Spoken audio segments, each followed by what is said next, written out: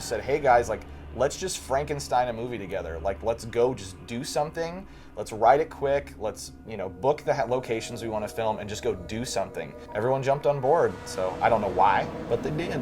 The thing that I loved most about making this movie was the kind of community feel of it. Because we had 6 days to shoot an 1.5-hour movie.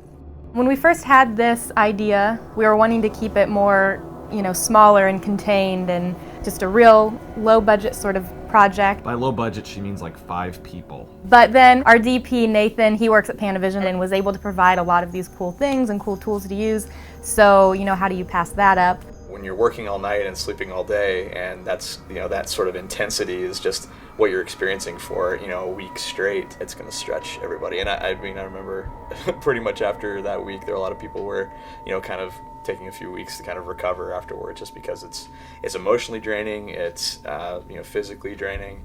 The time crunch was very interesting. It was a little bit of a challenge, especially with the amount that we were shooting, the scenes and the dialogue, and there's always thoughts that come up like, did I have enough time to prepare for this? And, is this right? There's always like am I doing it right kind of thing, when there really is no right or wrong.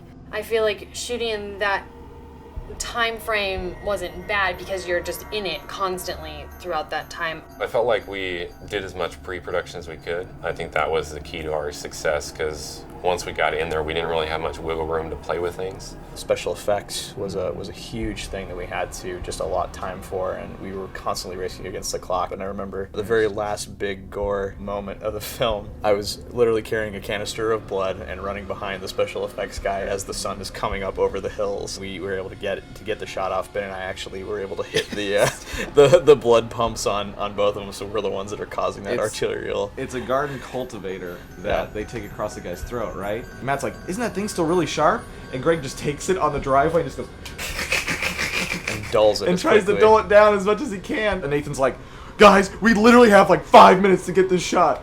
We just rolled it and we had one take, and it was just like literally racing until the sun came up. And I think like 2 minutes after we got the shot, the sun the sun is up. Hills.